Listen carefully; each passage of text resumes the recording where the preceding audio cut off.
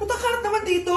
Anak! Yes po, Nay. Hugasan mo nga itong mga plat. Tapos na po, Nay. Ang bilis mo naman, anak. A few moments later. Anak, magwalis ka. Tapos na po, Nay. Mabilis talaga. Anak, magluto ka nga ng Tapos na po, Nay. Nay, meron pa po ba kayong iutos? Ang bilis mo naman. Anak ka ba ni The Flash? Hindi po, Nay. Anak niyo po ako, di ba? Oo naman. Bilib na bilib sa akin si Nanay. Lokohin ko nga siya. Nay, kaya ko din po pala magbasa ng isip. Nakakabasa din siya ng isip. Sana din niya malaman yung sikreto ko. Naampon lang siya. Talaga ba, anak? Alam ko na po yung sikreto niyo, Nay. Ampon lang ako. Joke lang, hehe. Nay? Totoo po, Nay. Okay mga anak, pumila kayo. Ibibigay ko rin mga pamasko nyo. Hi, Nay! Aba, unang-una sa pila ang pinakatamad, walang silbi at puro jowa ang kinaatupag. Eto, 20. 20 lang? Hi, Nay. Ang pinakamaganda at pinakamatalino kong anak. Para sa'yo, 100. Thank you, Nay! Hi, Nay. Eto, 20. Puro lang naman papogi at pasikat ginagawa mo. Ang pinakagwapo at pinakamasano kong anak. At dahil dyan, meron kang 100. Ayan mga anak, nabigay ko rin mga pamasko nyo. Ano naman yung mga bibigay nyo sa akin? Sino ba naman ako, diba? Nay, ito po regalo ko sa inyo. Sukli po yan sa 20 na binigay nyo sa akin. Sukli? Nay, yung regalo ko po sa inyo, yung perfect score ko sa quiz. Perfect? Pwede na. Nay, regalo ko sa iyo yung 10,000 na followers ko sa TikTok. Diba? 10k followers. Nay, ito po regalo ko. Buti pa si Kyle may regalo sa akin. Di tulad ng iba dyan. Kyle, ano to? Pampapayat po, Nay. Baka kailangan nyo po. Hoy, Mare! Pinagkakarat mo daw na buntis anak ko? Totoo naman Tignan mo nga yung tiyan niya. Alaki. Basta. Hindi buntis anak ko. Ba't di natin siya tanongin, Mare? Anak, halika dito. Yes, Nay? Buntis ka ba? Hindi po, Nay. Bakit ang laki ng tiyan mo? Bloated lang po ako, Nay. Uminom po kasi ako ng surprise kanina.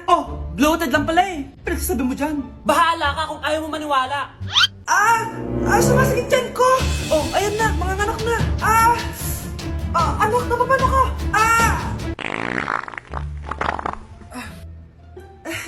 Baho. Ang sakit! Parang iba na to, Nay! Anak, papiga ka! Anak, higa ka lang malalim, ha? Ire! Sige pa!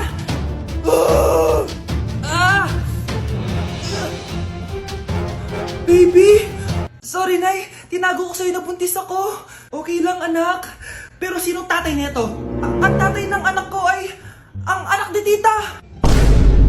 Anak mo pala may gawa nito? Asa na yon? Ikaw, magbigay ka na sustento para sa anak nyo. Sige po, magbibigay po ako ng 5. 5,000? 5 pesos? Wala na po kasi yung pera At dahil 5 pesos ang binigay ng tatay mo, lollipop mo ng dedean mo, ha? Mga anak, magpapakuna na tayo lahat. Nakakatakot na ngayon, ang dami nagkakasakit. Ayoko, Nay, nakakamatay daw yan. Pass muna ako, Nay. Natatakot po ako sa injection. Ako, Nay, sa jowa ko na lang ako magpapabakuna. Di ba, babe? Ilang dose gusto mo, babe? Mga 1,000. Nay, sasamahan po kita magpabakuna. Buti pa si Kyle. Tara na, anak. A few moments later. Ma'am, hinga po kayo ng malalim, ha? Sige po. Ma'am, di pa po natutusok? Wala pa ba? Sir, ready na ba kayo? Hingang malalim. Yan, okay na, sir. Tapos na? 1 hour later. Mare, nabalitaan mo na ba? Bakit, Mare? May kumakalat na may side effect daw yung mga bakuna. Di totoo yan. Kakabakuna ko lang. Nay! Yes, anak? May kakaiba po ako nararamdaman. Yan ang sinasabi ko sa iyo, Mare. Mare, gumagalaw ang isipin ko. Anong mangyayari? Nay! Sit! Roll over! Mare! Mare! Twerk! Mare! Throw it back! Walang iya ka, Mare! Hindi ka na magkakajowa! Bakit naman po, Nay? Tumingin ka nga sa salamin. Ang pangit mo. Grabe naman po kayo, Nay. Hindi naman lahat ng tao bumabasa sa itsura. Okay. Tingnan ko na lang kung may magkakagusto sa'yo. A few moments later. Umamin na kaya ako sa crush ko. Tawagan ko nga. Hello, gusto ko lang sabihin na gusto kita. Ay, sorry, may girlfriend na ako eh. Tsaka nakakadiri yung mukha mo, di kita magugustuhan. Hanap ka na lang ng kasing pangit mo. Sana naging maganda na lang ako. Tomorrow. Ang ganda ko na. Mag-post na ako ng picture. Sino to? Hello? Ang ganda mo na. Wala na kami ng girlfriend ko. Pwede ba tayo magkita? Seryoso ka ba? Maglaway ka. Hi, Nay! Di ba sabi niyo di po ako magkakajowa? May jowa na ako ngayon. Mayaman at pogi. Sorry anak sa mga sinabi ko sa'yo. Babe, halika. Hello po, tita. Nice to meet you. Christian? Nay? Magkakilala kayo, Nay? Anak, siya yung nawawala mo kapatid. Kapatid kita? Oo. Hi, sis. Anak, malapit na akong manganak. Magkakaroon ako ng kapatid, Nay. Oo, anak, magiging kuya ka na. Nakaka-excite naman, Nay. A few moments later. Mare, musta na? Uy, Mare, buntis ka din pala? Oo, Mare. Malapit na nga akong manganak eh. Sabay pala tayo manganganak, Mare. Siguradong mas maganda anak ko kesa sa kanya. Di ka sure. Mas maganda anak ko. Magmamana ba naman sa akin? Sakit na dyan ko. Manganganak ka na? Darling, tulungan mo ako. Anong mangyayari, darling? Manganganak bata ako, darling. Manganganak ka na? O sige, ikaw ka muna doon. Sakit na dyan ko. Manganganak na din ata ako. Manganganak ka din? Oo. Hinga kayo ng malalim ha, tapos ire. Sige, malapit na. Di ko na kaya. Darling, eto na anak natin. Ang ganda ng anak ko.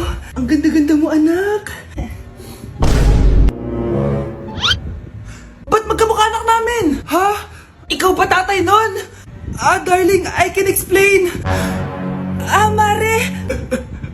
Walang hiya kayo. Darling!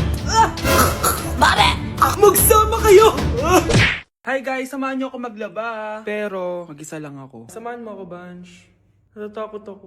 Ayaw ako samahan ni Annie, Bunch. Guys, tignan naman no. Sobrang tahimik dito. Ito na yung mga lalabhan, guys. And syempre, naglalaba tayo dito. Di naman tayo mayaman para araw-araw magpalit at bumili. Guys, nasa 8th floor na ako. Grabe, nakakatakot, oh. Parang may umubo.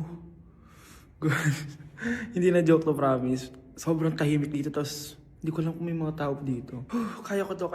Hindi totoo ang mga multo. Pasok na tayo, sobrang dilim. Oh my gosh, guys. Hello. Ayan, kinilabutan ako. Pero ito yung laundry, guys. Dito kami maglalaba. Akala ko... Narinig yun? Hindi ko alam, baka tinatakot ko lang sarili ko. Okay, pero maglalaba tayo. Actually guys, hindi naman ako matatakot kung may multo dito kasi hindi ko rin naman sila maintindihan. Japanese yung mga multo dito, guys. Nissan, Honda, Mitsubishi. Baka biglang may maghanap ng hustisya dito sa hallway. Makatakot. Bantayan niyo ako, guys, ha. Pag may gumalaw, sabihan niyo lang ako. Comment kayo.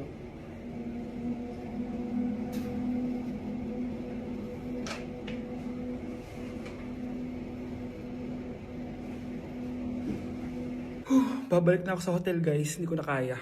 Babalikan ko na lang yun mamaya. Guys, kinikilabutan pa rin ako. Babalik na ako sa room. Bala kayo dyan.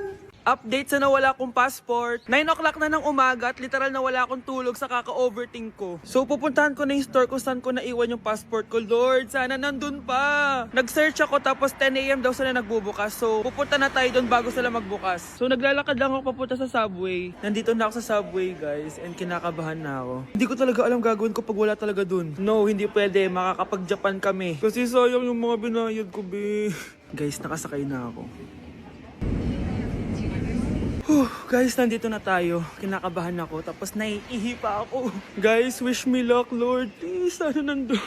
Nandito na tayo sa Myeongdong guys, tas dun yung papunta dun sa store. Ako lang pala mag-isa ngayon guys, hindi ko kasama si Honey Bunch. Solo traveler. Pinapaayos ko kasi siya ng mga gamit. Pag uwi ko dun sa hotel, diretso na kami airport, ganun. Grabe sa isang katangahan, sobrang mahal. Mahal maging tanga dito guys. Wait lang, may napapansin ako, parang ang fresh ko dito sa Korea. Yun ang glass skin, no? Ito yung store, yung tier. Diyan ko nawala yung passport ko. Lo, tinitignan ako na ito, oh. Guys, may mga staff na. Try ko magtanong if may nakita silang passport. Sana pansinin ako. Hello? Deadma challenge sila, guys. I left my passport yesterday here. Yes. Can you please check? Guys, ano nandito? Tinakabahan na ako. Lord, please. Magkakabait na ako, please. Hello, guys. Hala, ano tong hawak ko? Passport ko yata to. Yes, makakapag-Japan tayo, guys. Over naman, no? Hindi na siya nag-overthink. Iniisip ko ngayon, pupunta tayo ng Japan. Guys, nasa airport na kami. Tuloy na kami sa Japan. Bye, Korea. Ano